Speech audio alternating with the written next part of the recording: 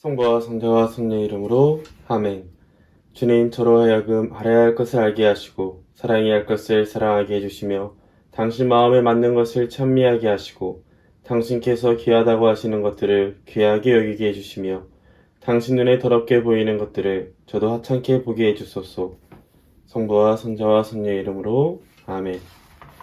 준준선범 제41일 하느님의 말씀은 겸손을 다하여 들어야 함. 첫 번째, 주님의 말씀 아들아, 내 말을 들어라. 내 말은 모든 철학자와 이 세상의 모든 지혜로운 자들의 학문을 초월하는 가장 자애로운 말이다. 내가 너희에게 한 말은 영이며 생명이다. 그러므로 내 말은 사람의 이해력으로 평가할 수 없는 것이다. 내 말은 무슨 헛된 만족을 위하여 들어서는 안 되며 침묵 속에서 겸손과 애정을 다하여 받아들여야 한다. 너는 마음에 나의 말을 새겨두고 항상 연구하여라. 시험을 당하는 때가 오면 나의 말이 필요할 것이다. 읽어도 알아듣지 못하는 것이 있다면 내가 너를 찾았을 때 깨닫게 될 것이다. 나는 내가 선택한 사람들을 두 가지 방법으로 찾아가는데 그것은 시련과 위로다.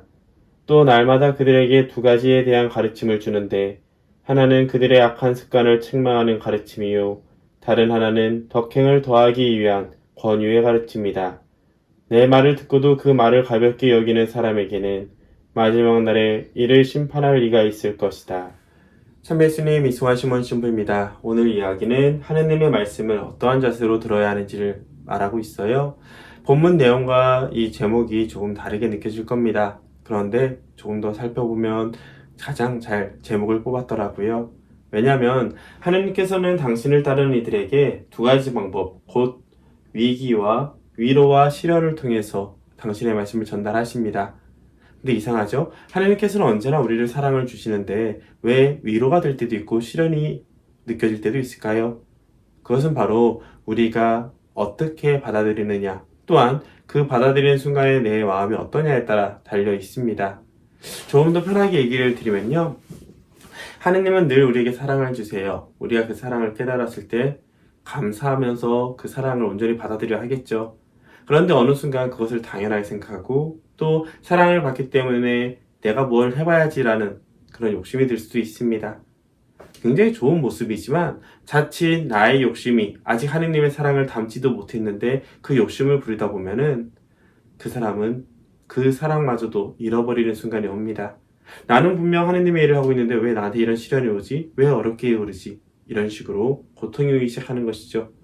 즉, 처음에 하느님의 말씀을 통해서 귀 기울일 때는 위로를 더 많이 받지만 어느 순간부터는 시련의 순간이 다가오게 됩니다. 그 시련은 단순히 기쁘고 즐겁고 이런 것이 아니라 아프고 고통스럽고 것이 아니라 내가 하느님을 닮아가는 중에 아직 내 안에 몰랐던 나의 욕심, 세상에 대한 관심, 그런 애착, 애욕들이 남아있기 때문에 오는 것이죠. 그렇기 때문에 우리는 오히려 그 고통과 시련이 왔을 때 잠시 멈춰서 살펴봐야 합니다. 이것이 하느님을 향해 나아가는 길에서 기꺼이 따라오는 세상의 방해인지 아니면 하느님을 따라가는 가운데 내 안에 아직 묻어있는 것들을 내려놓는 과정인지를 잘 살펴야 된다는 것이죠. 잘 내려놓을수록 우리는 더 큰 위로를 받을 수가 있고요. 또 위로에 빠져서 하느님을 잊게 되면 시련을 통해서 다시 우리는 하느님께로 돌아오게 됩니다. 결국 이렇게 정리할 수가 있겠네요. 하느님께서는 언제나 사랑을 주시지만 그 사랑을 받는 우리의 마음의 변화, 삶의 변화, 우리가 하느님을 닮아가면서 성장하는 과정 중에 얻는 성장통이 바로 시련이라는 것입니다. 그래서 또 굉장히 흥미롭게 보셔야 되는 것은 하느님의 말씀은 철학자와 지혜로운 자들의 학문을 넘어선 자애로운 말씀이라고 하죠. 철학자와 지혜로 있는 사람들은 세상을 해석하고 올바로 바라보려 합니다. 하지만 A는 B, B는 C, 그러므로 A는 C다 라는 것 안에서 우리의 관계들은 이루어지지 않죠. 오히려 관계에 더 중요한 것은 사랑입니다. 그렇기 때문에 하느님의 말씀은 모든 관계 안에 그분의 의도가 사랑이기 때문에 그 자애로운 말씀이 철학자들의 말이나 지혜로운 자들의 말보다 학문보다 더 뛰어날 수밖에 없는 것이죠.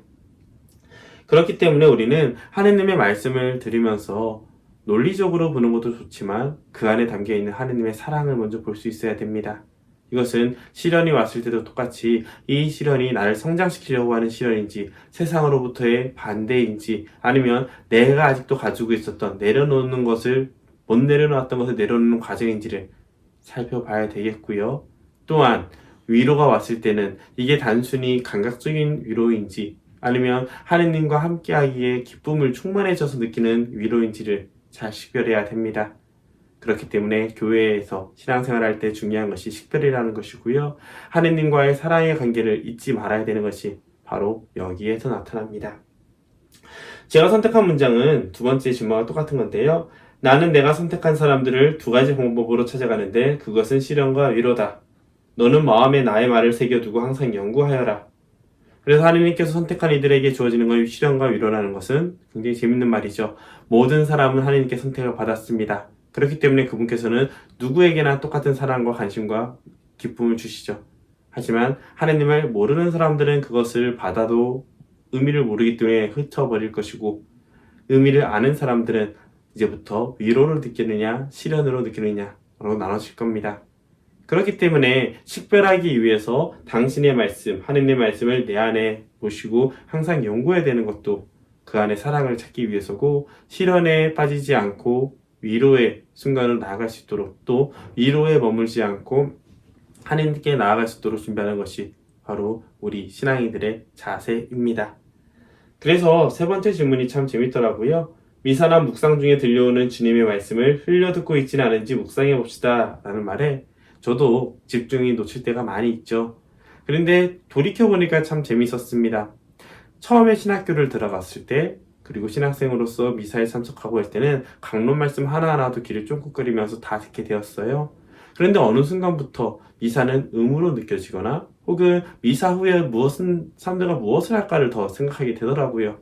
그때 깨달았죠. 아, 내가 너무 당연하게 생각했구나. 그러면서 자연스럽게 극복할 수 있었던 것은 마침 성경을 공부하게 됐고 또 교리를 공부하게 되면서 그 의미들을 발견하기 시작하니 훨씬 더 이 나태함을 넘어갈 수 있었습니다.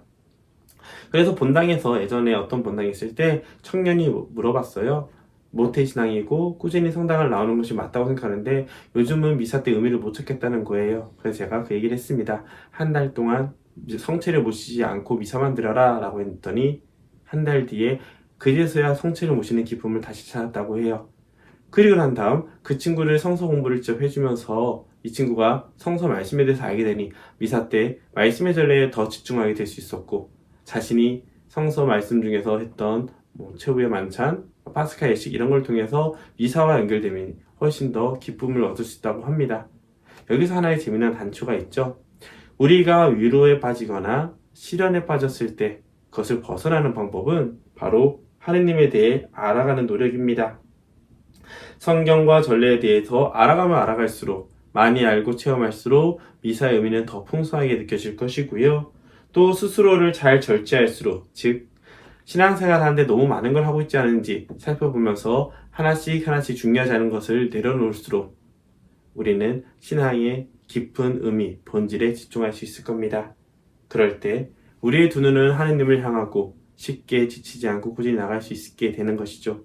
그래서 말씀드리면 식별을 통해서 시련과 위로를 잘 살펴보는 것 그리고 그 안에서 언제든지 다가올 수 있는 위로와 시련의 유혹으로부터 오히려 하느님께 나아가는 디딤돌을 만들기 위해서는 말씀과 교회의 가르침에 대해서 알아가야 되는 것과 체험해야 된다는 것, 또 내가 너무 많은 걸 하고 있지 않은지 하나씩 내려보는 가운데 너무 활동이 바빠서 마음이 하느님을 향하지 못하는 경우도 분명히 있거든요. 그런 것을 또 살펴보는 가운데 하느님의 말씀을 우리 내면에 잘 받아들이시기 바랍니다. 성부와 성자와 성령의 이름으로 아멘. 저희 주 하느님, 당신께 무한한 찬미와 찬양을 드리려는 저희 정성과 소원을 받아주소서. 당신의 형언할 수 없는 광대무변하심은 찬미와 찬양을 받아야 마땅합니다. 매 순간 당신을 그렇게 찬미하고 감사를 드리게 해달라고 천상의 모든 천사와 모든 신자와 함께 청하고 간구합니다. 성부와 성자와 성령의 이름으로 아멘.